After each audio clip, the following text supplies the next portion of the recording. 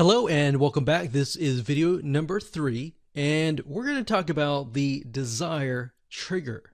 Now, you might be wondering, why in the world are we at a toy website for kids? Or maybe why are we going to Amazon.com and looking at cool gets and gadgets? Well, I want you to think for just a moment. In the past months, or maybe even the past year, I want you to think of something that you really wanted.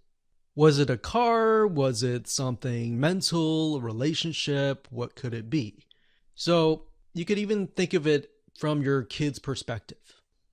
As we're looking at this website, maybe your kid wanted this Nerf toy blaster, or maybe you did when you were little.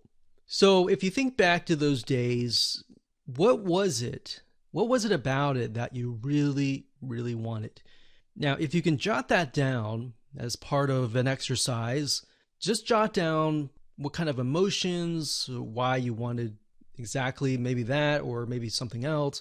What were the emotions that you felt? And what were the desires? What were the end results? Write those down right now. Okay, so hopefully you wrote down a few emotions.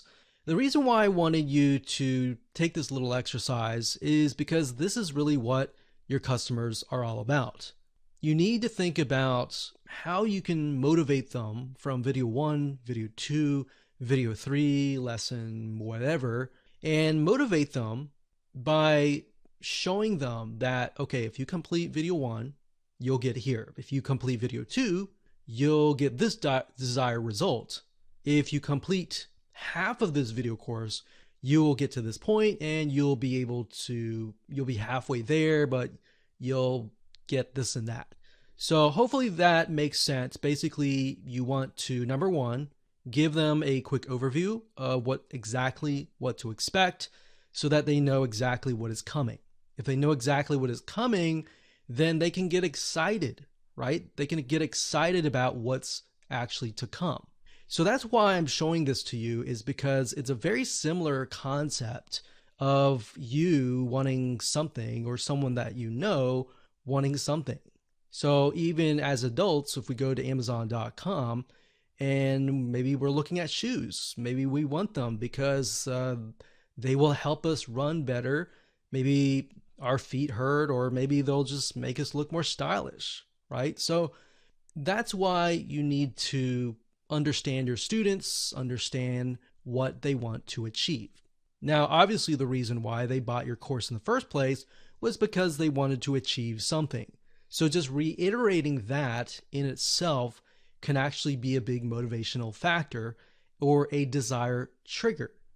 Okay, so I already talked about this, but in practical terms, number 1, of course, create that list and show them what to expect. And number 2, simply reiterate what they want and try to, if you can, try to plug it in to the videos. So in video 2, perhaps could be about something and you relate it to whatever you're trying to teach, but you also talk about it as well. So you maybe talk about that desire that they want to achieve.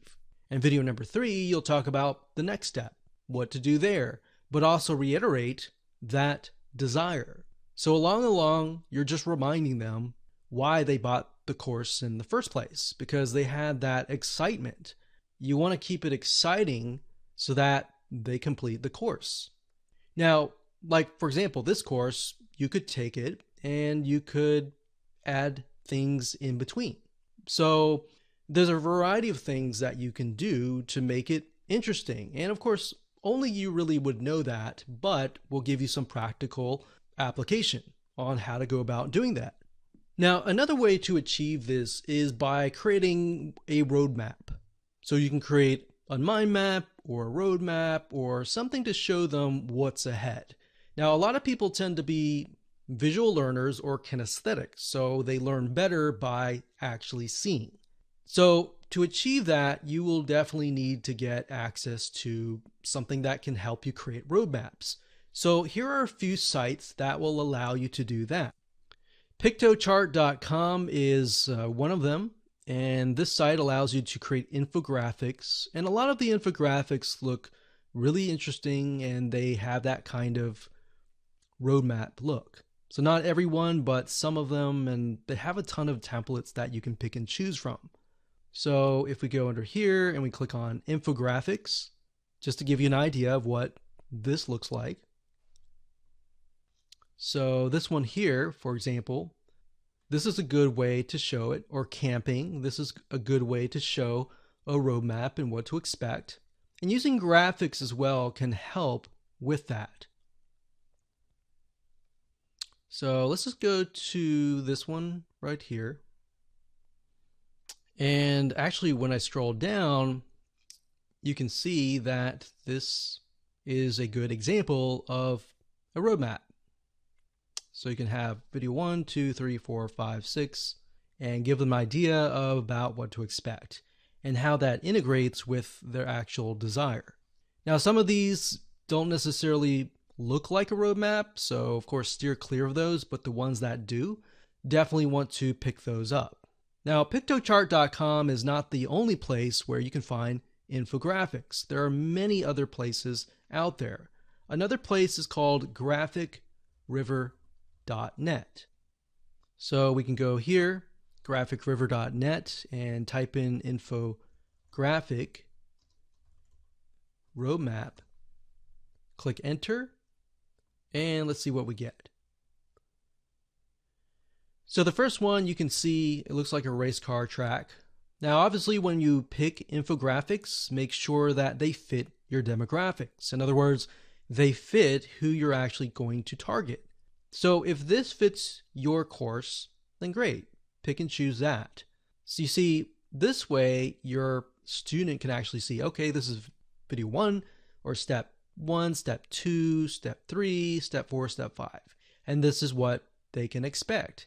So some people, when they look at things, they're like, oh, I really want to learn what's in video 4, but before I can get there, I have to complete 3 and 2.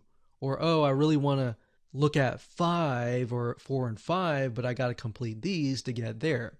So creating a roadmap and allowing people to see it visually allows them to actually start to think about what is actually going to come. Out of that, how are they going to get closer to this desire and more. All right, so now that we've covered this, let's move on to video number 4.